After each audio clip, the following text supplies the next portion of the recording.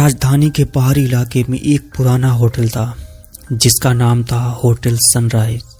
हालांकि यह नाम सुनने में बहुत ही आकर्षक लगता था, पर लोग इस होटल में ठहरने से कतराते थे। इसके एक कमरे का नंबर 306 को लेकर खौफनाक कहानियां पूरे शहर में फैली हुई थी। कहते थे कि जो भी उस कमरे में ठहरा वह कभी वापस नहीं लौटा। अभिषेक, जो एक पत्रकार था, इन कहानियों को झूठा मानता था। उसे हमेशा रहस्यमय घटनाओं पर रिपोर्टिंग का शौक था। जब उसे होटल सनराइज के बारे में पता चला तो उसने वहां जाकर उस कमरे के पीछे का सच जानने का फैसला किया। अभिषेक ने होटल में एक रात के लिए कमरा बुक किया। रिसेप्शनिस्ट ने उसे कमरे की चाबी देते हुए एक अजीब सी नज़र से देखा और हल्की आवाज में कहा, कमरा नंबर 306 मत लेना। अभिषेक मुस्कुराते हुए जवाब दिया, यही तो मेरा कमरा है। रिसेप्शनिस्ट का चेहरा डर से शांत हो गया। उसने कुछ कहने की कोशिश की, लेकिन अभिषेक उसे नजरअंदाज करते हुए चाबी लेकर सीढ़ियों पर चढ़ने लगा। जब वह तीसरी मंजिल पर पहुंचा तो उसे एक अजीब सी ठंडक महसूस हुई, जबकि होटल के अंदर गर्मी थी। कमरा 306 एक कोने में था। जब उसने दरवाजा खोला तो कमरे के अंदर की हवा ठंडी थी। कमरे के फर्नीचर पुराने और धूल से ढके हुए थे, जैसे सालों से उनका इस्तेमाल नहीं हुआ हो। लेकिन सबसे ज़्यादा ध्यान खींचने वाली चीज़ थी एक पुराना बड़ा आईना जो कमरे के एक कोने में रखा हुआ था। रात धीरे धीरे घनी हो रही थी। अभिषेक ने कमरे का मुआयना किया और अपनी रिपोर्टिंग के लिए नोट्स लिखने लगा। लेकिन जैसे ही घड़ी में 12 बजे कमरे में अजीब आवाज़ें आने लगी। उसे लगा जैसे कोई कमरे के अंदर चल रहा हो, पर जब उसने चारों ओर देखा तो वहाँ कोई नहीं था। आईने की ओर उसकी नज़र गई और उसने देखा कि उसका प्रतिबिंब धीरे धीरे धुंधला हो रहा था।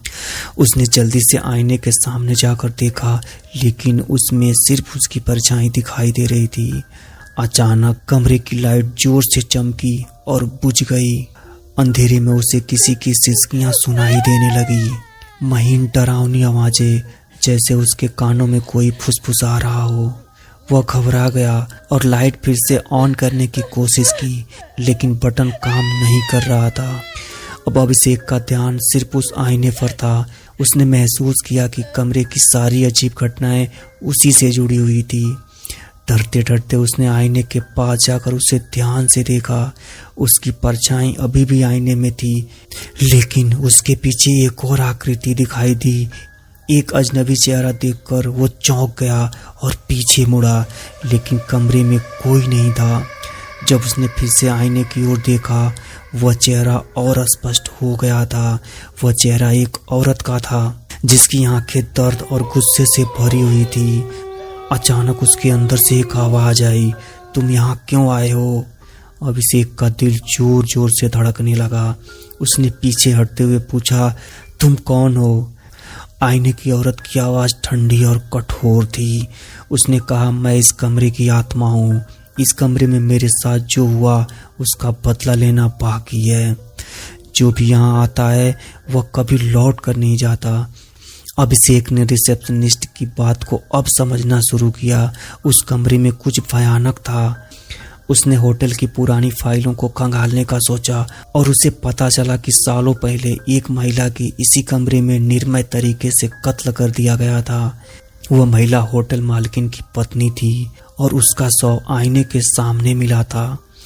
आईने में बंद उसकी आत्मा अब इस कमरे की पहरेदारी करती है।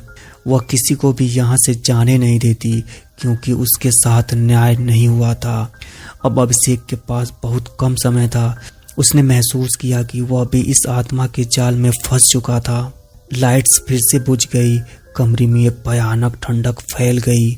आईने में अब औरत पूरी तरह से दिखाई दे रही थी।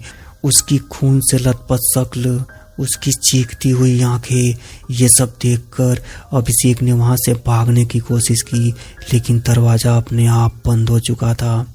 आईने से औरत की आत्मा बाहर आने लगी। उसकी ठंडी सांसें अब अभिषेक के चारों ओर महसूस होने लगी थी। मुझे यहाँ से जाने दो, अभिषेक चिल्ला कर बोला, आत्मा की हंसी पूरे कमरे में गूंजने लगी। आत्मा ने कहा, अब तुम इस कमरे का हिस्सा हो चुके हो। अभिषेक किसी तरह से खुद को संभाला और दरवाज़ा खोलने की कोशिश करने लगा। अचानक दरवाज़ा एक झटके से खुल गया। वह तेजी से बाहर भागा और होटल से बाहर निकलकर सड़क पर आ गया। होटल के बाहर की हवा अभी भी ठंडी थी, लेकिन वह जिंदा था। उसने पीछे मुड़कर होटल की ओर देखा। खिड़की में वही औरत खड़ी थी जो अभी भी उसे घूर रही थी। अभिषेक होटल से तो बच निकला, लेकिन वह जानता था कि कमरा नंबर 306 अभी भी रहस्यों से भरा हुआ है। उसने अपनी रिपोर्ट में उस कमरे की कहानी उजागर की, लेकिन कोई भी इस पर विश्वास नहीं कर सका। और आज भी अगर आप होटल सनराइज के कमरा नंबर 306 के पास से गुजरें तो आपको वो आवाजें सुनाई दे सकती हैं जो अब तक एक आत्मा की अधूरी कहानी बयां कर रही है। पूरी कहानी सुनने के लिए आपका दिल से धन्यवाद।